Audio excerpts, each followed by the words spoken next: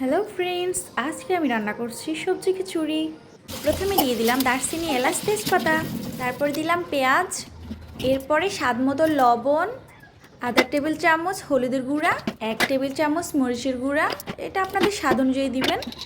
অল্প পরিমাণে জিরা গুঁড়া দিয়ে দিলাম, ঘি দিয়ে দিলাম প্রথমেই, এটা আমার ভালো লাগে এই জন্য।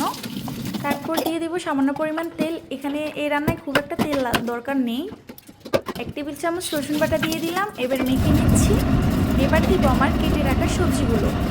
এখানে আমি টমেটো, গাজর, মিষ্টি কুমড়া, আলু কেটে রেখেছি, তারপরে ওগুলো দিয়ে মেখে নিচ্ছি।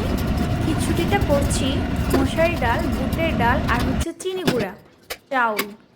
আমি রান্নাটা করছি রাইস কুকারে, তো আমি দিয়ে দিলাম। পানির পরিমাণটা বলে দিচ্ছি, এখানে যে গ্লাসটা দেখেছেন তার 1 গ্লাস চাল ডাল আমার দিয়েছিলাম, এই জন্য তার ডাবল পানি দিয়েছি।